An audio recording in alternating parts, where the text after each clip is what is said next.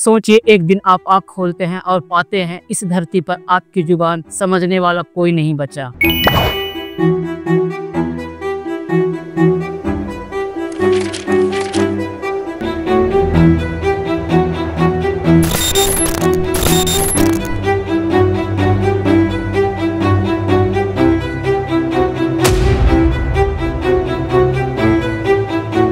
आप जो बोलते हैं अब वो एक अनोखी भाषा नहीं बल्कि लुप्त हो चुकी भाषा बन चुकी है।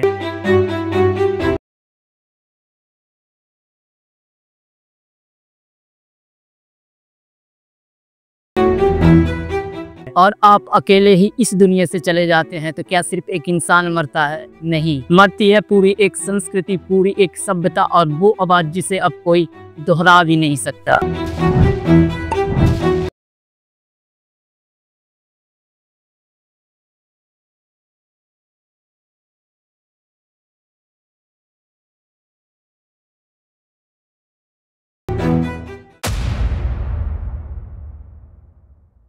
दोस्तों, जय भीम जोहार। साल 2010 का एक शांत सा दिन अंडमान के एक कोने में 85 साल की बुजुर्ग महिला बुआ सीनियर ने हमेशा के लिए अपनी आंखें मूंद ली। बाहर हल्की बारिश हो रही थी, लेकिन उस दिन भीग रहा था एक इतिहास जो अब शायद कभी दोहराया नहीं जा सकेगा। बुआ सीनियर कोई आम महिला नहीं थी, वो थी वो भाषा की अंतिम जीवित वक्ता, एक ऐसी भाषा जो वैज्ञानिकों के अनुसार दुनिया की सबसे प्राचीनतम भाषाओं में गिनी जाती थी। वो सिर्फ शब्दों का समूह नहीं था, बल्कि एक पूरी पीढ़ी की सोच, संस्कृति और जीवन का आईना था।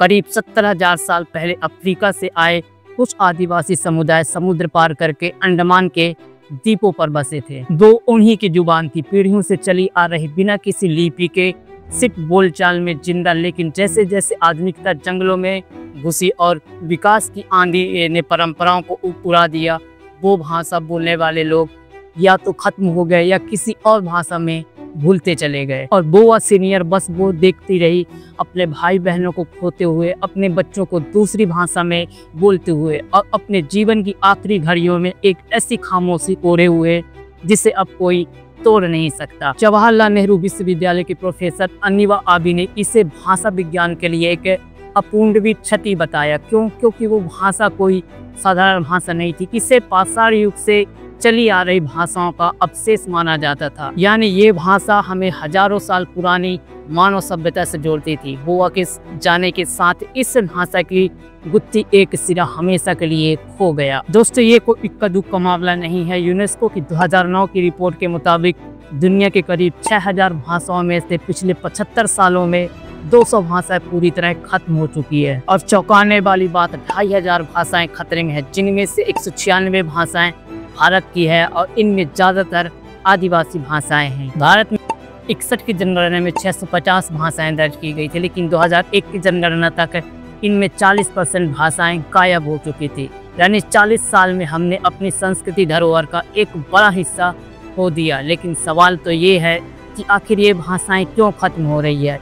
इसलिए चलिए कुछ इसके प्रमुख कारण को देखते हैं। विकास का दबाव, जैसे जैसे समाज विकसित हो रहा, लोग अपनी भाषाओं को छोड़कर मुख्य धारा की भाषाओं जैसे हिंदी, अंग्रेजी या दूसरी क्षेत्रीय भाषाओं की ओर बढ़ रहे हैं। मिसाल के तौर पर संथाली भाषा बोलने वाले लोग बंगाल में बंगला, उड़ीसा में ओड़िया और बिहार झारखंड में देवनागरी लिपि अपनाने लगे हैं। शिक्षा का माध्यम आदिवासी भाषाओं को स्कूलों में पढ़ाई का माध्यम नहीं बनाया जा रहा। अगर बच्चे अपनी मातृभाषा में नहीं पढ़ते तो धीरे धीरे वो उससे कट जाते हैं। लिपि का अभाव, कई आदिवासी भाषाओं की अपनी लिपि नहीं है। उदाहरण के लिए संथाली भाषा अलग अलग क्षेत्रों में अलग अलग लिपियों में लिखी जाती है। बिना अपनी लिपि के इन भाषाओं का संरक्षण मुश्किल हो जाता है। वैश्वीकरण का प्रभाव, अंग्रेजी जैसी वैश्विक भाषाएं हर जगह हावी हो रही है। लोग सोचते हैं कि अंग्रेजी सीखने से ही सफलता मिलेगी और अपनी मूल भाषा को छोड़ देते हैं। दोस्तों, भाषा सिर्फ शब्दों का समूह नहीं, ये पूरी संस्कृति, इतिहास और सोचने का तरीका है। आदिवासी भाषाएं तो और भी खास है, क्योंकि इनमें प्रकृति के साथ सामंजस्य और सह अस्तित्व की भावना बसी है। जब एक भाषा मरती है तो उसके साथ उस समुदाय का ज्ञान, परंपराएं और जीवन जीने का तरीका भी खो जाता है। प्रख्यात भाषा वैज्ञानिक डेविड हैरिसन और ग्रेग एंडरसन ने इसे और गहराई से समझाया। उनके मुताबिक दुनिया की 7000 भाषाओं में से ज्यादातर संकट में है। हर महीने 2 भाषाएं खत्म हो रही है। वैश्वीकरण की इस दौर में लोग अपनी मूल भाषाओं को छोड़कर अंग्रेजी या दूसरी बड़ी भाषाओं की ओर भाग रहे हैं। लेकिन क्या ये सही है? क्या हम अपनी जड़ों को भूलकर सिर्फ आधुनिक बनने की होड़ में सब कुछ खो देंगे? अब बात करते हैं वर्ल्ड इंडिजीनियस डे की,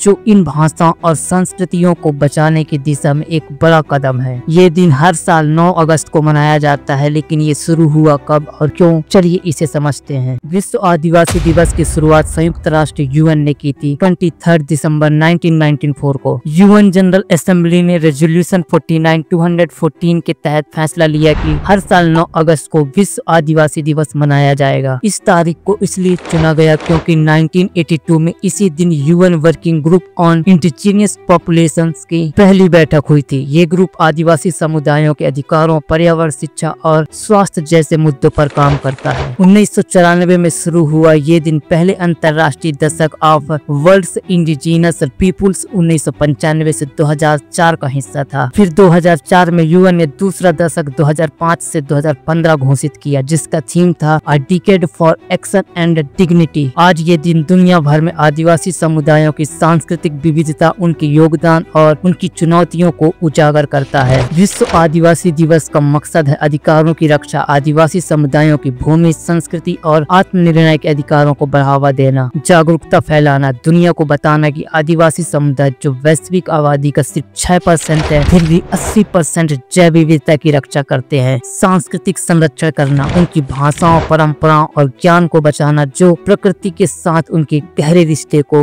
दर्शाता है। चुनौतियों पर ध्यान देना, गरीबी, भेदभाव और शिक्षा, स्वास्थ्य सेवाओं तक सीमित पहुंच जैसी सेवाओं को उजागर करना। 2025 में इसका थीम है आदिवासी लोगों को आत्मनिर्णय का अधिकार, खाद्य सुरक्षा और संप्रभुता का मार्ग। ये थीम बताती है कि आदिवासी समुदायों को अपनी जमीन और संसाधनों पर नियंत्रण देना जरूरी है ताकि वे अपनी खाद्य प्रणाली को बचा सके। भारत में विश्व आदिवासी दिवस को 9 अगस्त 1995 से मनाया जा रहा। जब यूएन ने इसे औपचारिक रूप से घोषित किया, भारत में इसे आदिवासी दिवस या विश्व जनजाति दिवस के रूप में जाना जाता है। पूरी दुनिया में 47.6 करोड़ आदिवासी हैं जो 90 देशों में फैले हुए हैं। कुल आदिवासी आबादी का एक बड़ा हिस्सा है। ये समुदाय 5000 अलग अलग संस्कृतियों और 7000 भाषाओं में से अधिकांश को संजोए हुए हैं। लेकिन भारत में इस दिन को उतना जोर शोर से नहीं मनाया जाता जितना होना चाहिए। झारखंड जैसे राज्यों में जहां आदिवासी आबादी ज्यादा है, इस दिन को उत्साह की तरह मनाया जाता है। 2017 में तत्कालीन राज्यपाल द्रौपदी मुर्मू, जो कि वर्तमान में भारत की राष्ट्रपति है, उन्होंने कहा था कि आदिवासी समाज को अपनी संस्कृति, भाषा और परंपराओं पर गर्व करना चाहिए। उन्होंने बिना भेदभाव के शिक्षा और सशक्तिकरण की बात की।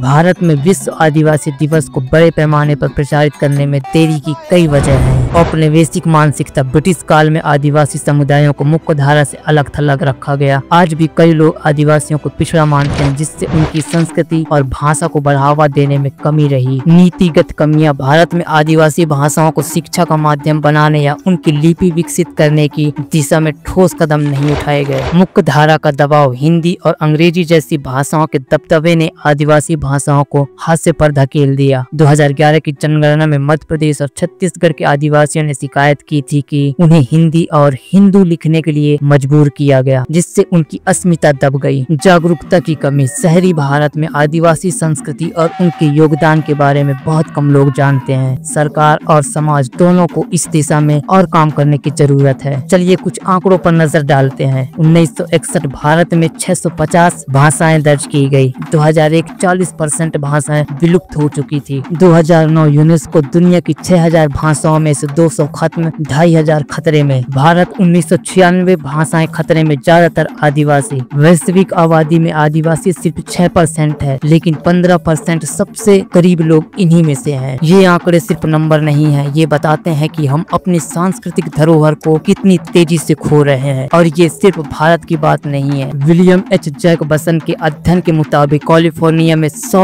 आदिवासी भाषाएं थी, जिनमें ज्यादातर अब नहीं बची। श्वेता सिन्हा ने उड़ीसा में देखा कि बच्चे अपनी मूल भाषा छोड़कर उड़िया या अंग्रेजी बोलने लगे हैं। अब सवाल ये है कि क्या हम इन भाषाओं और आदिवासी संस्कृति को बचा सकते हैं? जवाब है हाँ, बिल्कुल, लेकिन इसके लिए हमें कुछ ठोस कदम उठाने होंगे। चलिए कुछ समाधान देखते हैं। शिक्षा में शामिल करें। अगर आदिवासी भाषाओं को स्कूलों में पढ़ाई का माध्यम बनाया जाए तो बच्चे अपनी मातृभाषा से जुड़े रहेंगे। मातृभाषा में पढ़ाई न सिर्फ समझ को बेहतर बनाती है, बल्कि बच्चों में अपनी संस्कृति के प्रति गर्व भी जगाती है। है। लिपिबद्ध करें, जिन भाषाओं की अपनी लिपि नहीं उनके लिए लिपि विकसित की जानी चाहिए। साथ ही इन भाषाओं में मौखिक परंपराओं को लिखित रूप में संरक्षित करना होगा, जैसे कहानियां, गीत और लोक कथाएं। प्रौद्योगिकी का उपयोग, आज डिजिटल युग में हम इन भाषाओं को रिकॉर्ड कर सकते हैं, ऑनलाइन डेटाबेस बना सकते हैं और एप्स के जरिए इन्हें बढ़ावा दे सकते हैं। डेविड हैरिसन की डॉक्यूमेंट्री द लिंग्विस्ट एयरिंग इसका एक शानदार उदाहरण है। सांस्कृतिक गर्व को बढ़ावा, आदिवासी समुदायों को अपनी भाषा और संस्कृति पर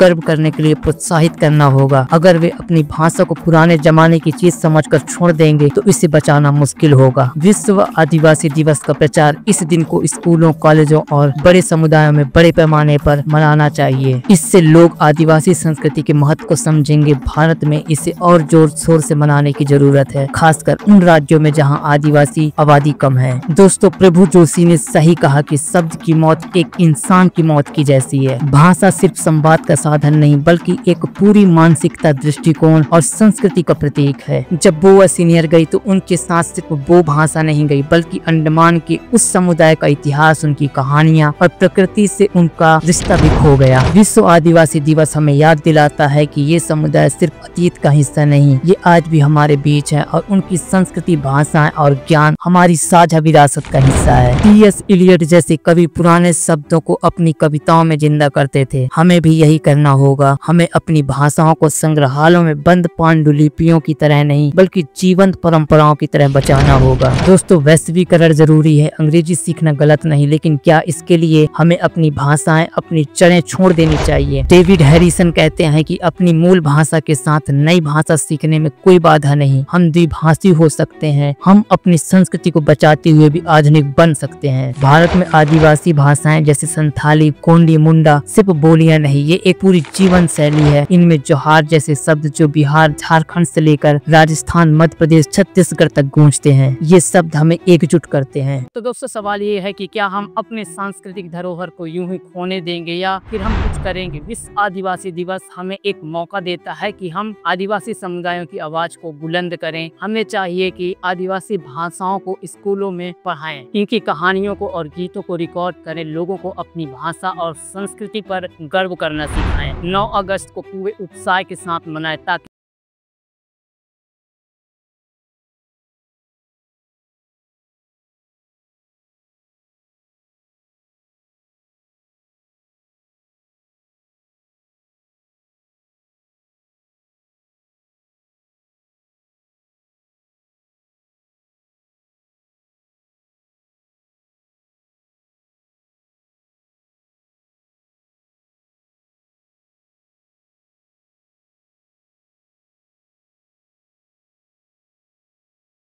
हमारे चैनल जोहार टीवी बिसिंग को जरूर सब्सक्राइब करें। आपसे फिर मुलाकात होगी किसी नए मुद्दे के साथ। आपका बहुत बहुत धन्यवाद।